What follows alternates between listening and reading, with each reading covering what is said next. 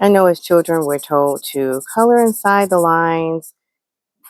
Your picture is better if you stay inside the lines, and that's okay as children because we need to learn how to live within the societal construct. So learning to color inside the lines is an important tool to have, but it's also important to know how to live outside of that box. That box is not something that should keep you from living the life that you want. And sometimes coloring just inside the lines will keep you from doing the things that you want to do. So sometimes you may need to do a little curly cue. You need to use a different color than what's the norm on that picture. Or you might need to do something totally different by drawing your own picture. And that's a good thing, to strike out your own path. And that's what we want to talk about today, is living outside of that box. Welcome everyone. Thank you for joining me again for another video. Thank you for watching the first video that I had from poverty to retirement at 56. We have about 2.5 years before we get to retirement. So this next 2.5 years is going to be pretty crucial in the decisions that we make, how we conduct ourselves in our lives, the choices that we make as far as what we want to do in retirement will play a huge role in how we plan for our retirement. We do have a bucket list of things that we want to do. Some of that bucket list is tied to our youth. Some of it's tied to our experiences as adults. And some of it is just a bridge from where we are today. We have been doing a little more traveling. We've always traveled with the kids. We didn't travel as kids. We didn't have the finances for that. But we did travel with our kids because we wanted to give them those experiences that we didn't have as youth. So some of the choices that we made as far as our lifestyle played into our ability to be able to take our kids to do the things that we were able to do. We chose to live a smaller life so that we could take our kids and travel and see the country that we live in.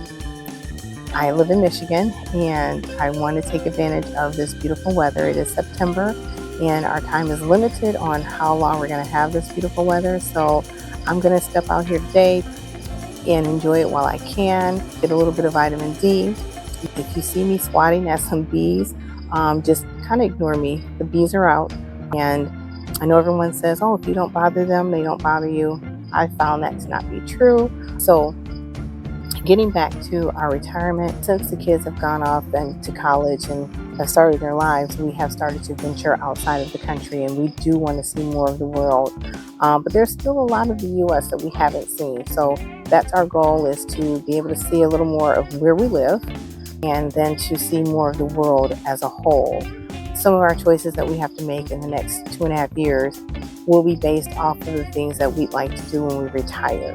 We know that as we get older, we'll be slowing down. So we do want to do a lot of our traveling while we still can. That even ties back to the weight gain that I've had. So in that year that I was at my job that I should have left, my evaluation job, as I worded in my first video, and I added these 40 plus pounds in that year, I need to get rid of that weight. I know that the things that we want to do, I will be limited in doing those things if I carry this weight moving forward. So that is something that I'm going to be working on in the next 2.5 years, is to get myself down to the weight where I can enjoy our retirement, and Ken and I can have what we've always wanted. So I do want to go back to our stories, and I want to start with mine. I know we talked about my grandfather's home and what happened to that in the first video and what that meant. So I'm going to pick up on some of my first memories, which would be around preschool, kindergarten, is when my mother married my stepfather, and we did move to Indiana. We were there for a couple of years. I have a lot of fond memories of those years, but the time in Indiana really did play a huge role in creating the type of person that I am, the things that I enjoy doing.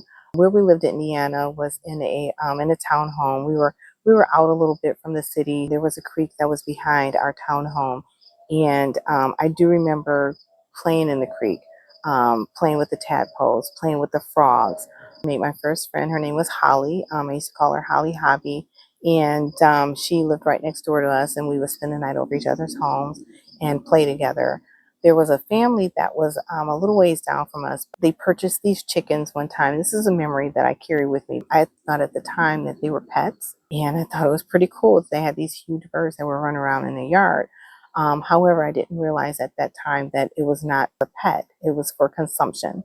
So they wrung the chickens' necks, and after they wrung their necks, they beheaded the chickens. That was traumatic in and of itself to see that. But then the chickens kept running around without heads. Who would think that these animals that have been beheaded would still be running? Not at my age. So these chickens were still running around until they got to the point where they just collapsed. That saying, when you tell someone that they're running around like a chicken with their head cut off, that's where that comes from. That they're running around without a purpose, they're aimless, and they're just running around. One of my last memories in Indiana was with my mother and my stepfather, where my mother tripped over the padding in the carpet. For whatever reason, my father was placing padding underneath the carpeting, and she tripped over and she put a hole in it, and they got into a very heated argument. And I remember them arguing, and it carried up into their bedroom, and I remember seeing my mom standing on the bed, looking down at my stepfather as they were arguing. And I don't know if this was a defensive position, if there was a reason for her to feel threatened where she needed to, you know, be on higher ground. I don't remember witnessing any type of physical abuse in their relationship, but she obviously had her reasons. The argument was pretty intense, and I do remember spending the night over at Holly's house later that day while they worked out their disagreement. So that was one of my last memories in Indiana before we moved back to Michigan. My mom stayed married to my stepfather for a couple of years after we moved back. So I want to say from probably my first, second, and third grade, they were still together. And because of that, my mom was able to stay home. She didn't have to work. And those years are probably my mother's best years at mothering. She was trying to do everything that she could to be a good mother. She participated in the school. She helped there with school projects. She helped in the classroom. I remember that she was the brownie leader for my brownie troop, and she took us on field trips, and we did a lot of stuff together. And like I said, those were my mother's best years of mothering. Even though we were having this great time as mother and daughter, my mother and my stepfather continued to have these intense arguments. I recall conversations between my mother and my godmother and her cousin, and they were telling her that it was time for her to leave and separate from that relationship. So my mom eventually left, and then we moved back in with my grandparents. Moving back in with my grandparents was not that big of a deal. We had been living with them before my mom married, so it was kind of basically like going home. So those years, the fourth and fifth grade years, were still pretty good. She was working. She had started a new relationship with my soon-to-be sister's father, and they were doing well in their relationship. Things took a turn the summer between my fifth and sixth grade year.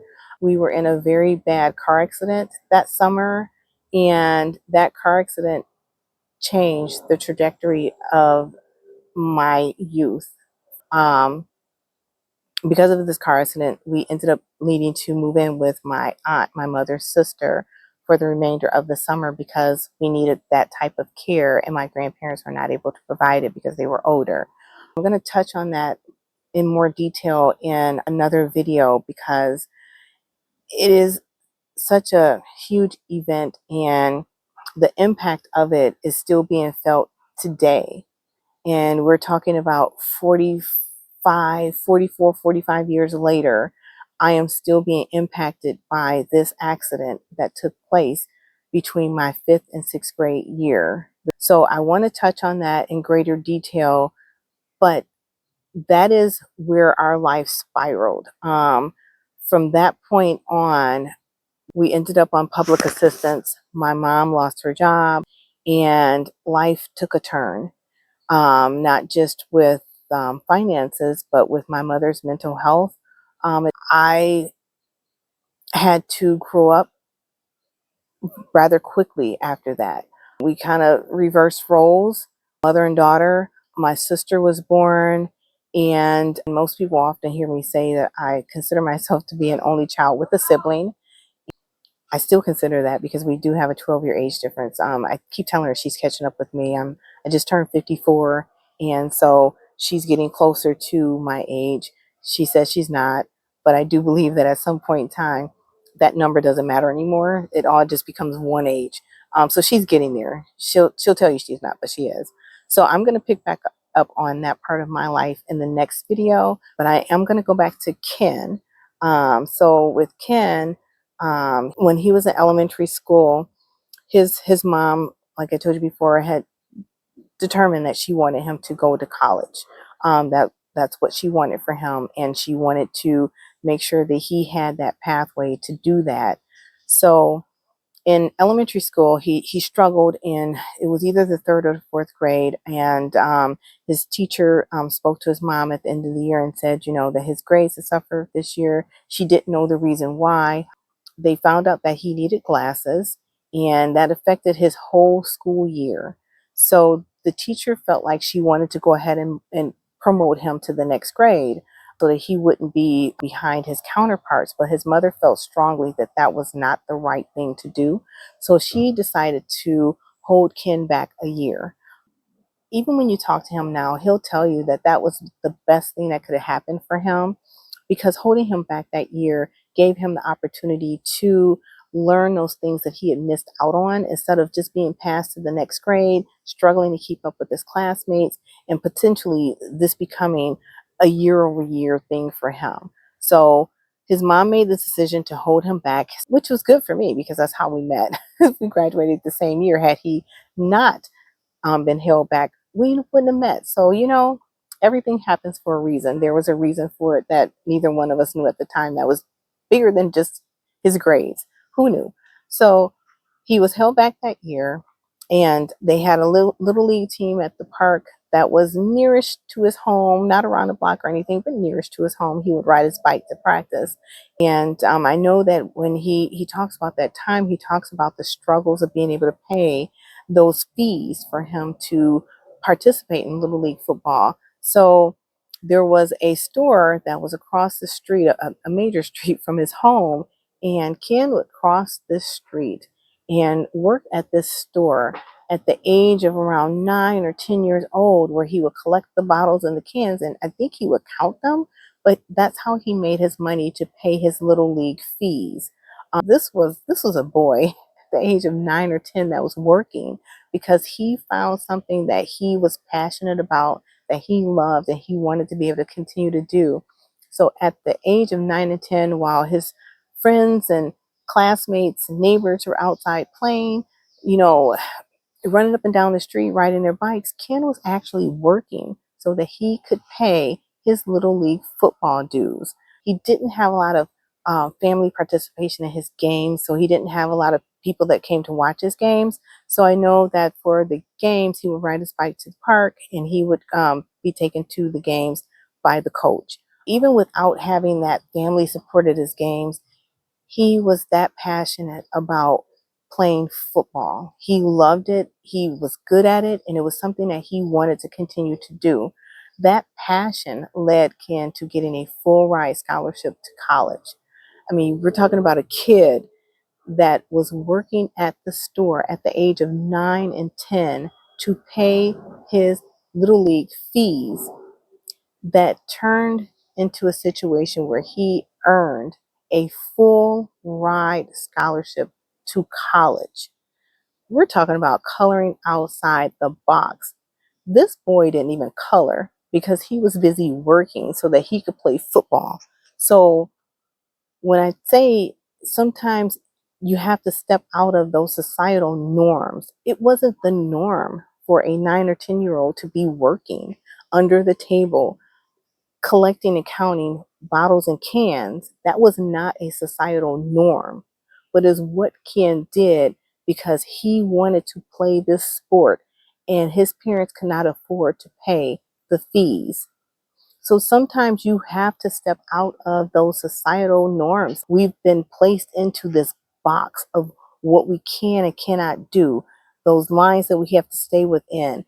We're not talking about doing bad things. We're talking about doing good things that benefit you. And sometimes you don't even realize the long term benefits of stepping outside of those norms to do something that you love and are passionate about. So for Ken, this experience taught him to be extra responsible. He had to learn time management skills on his own. They weren't taught to him. So he had to manage his schoolwork, he had to manage his football practice, he had to manage his games, and he had to manage his time with his family. So that was a lot for a kid his age to manage, but he did it. And he not only managed it from 9, he did it all the way through until he graduated from college. I mean, this is something that carried on with him for well over a decade. And even today, he loves football so much that he refs high school football games. That's just how much he still loves football. Um, that love of football actually carries over to our daughter. She loves football as well. So that's something that they have. It's okay to color outside the lines. You know, if you're doing good and you're doing something that's good for your life, step outside of those lines. Don't let someone else or society determine what your life should be. We were told as kids for ourselves, we were told you go to school, you go to college, you get a job. And that worked in our time because that was the path to success.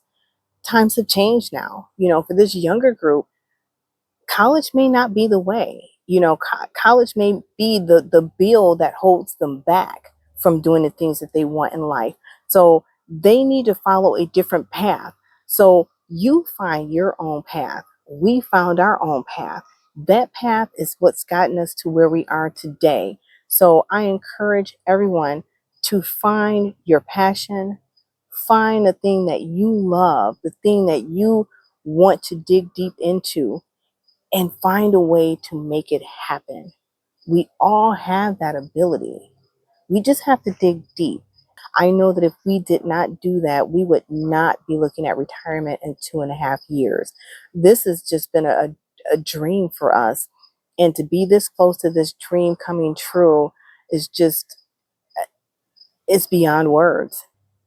It's just a testament to the the things that Ken and I did in our lives to make it happen. And again, that didn't just start when we were adults. We started this when we were kids, and it just carried over into being adults, being parents. And we just celebrated our 30th anniversary in December. And in those 30 years, we've done a lot of growing together. I am proud of the sacrifices that we made to get us to this point, and I am excited. I am so excited about what retirement is going to look like for us and the things that we're going to be able to do. So I can't wait to start that next chapter. I want to encourage everyone to do what they love in life and find that passion, because that passion is what can get you to that next chapter in your life, whatever that chapter may be. So if we can offer you encouragement, find that encouragement with us. If it helps one person get to that next chapter, then telling the story is well worth it. If you like what we're sharing, please share with others. Please like and subscribe. There's so much more to our story than just we met and here we are. So stay with me as I cover this story and as I continue to talk about our retirement and the things that we're doing to make this happen. Some of my videos will be stories about our youth. Some of my videos will be about what we're doing as far as planning for our retirement and how we're going to get there. So stay with us on this journey. If you have something you'd like to share in the comments about your coloring outside the box, what did you do? How did that work out for you? I'd love to hear your stories as well.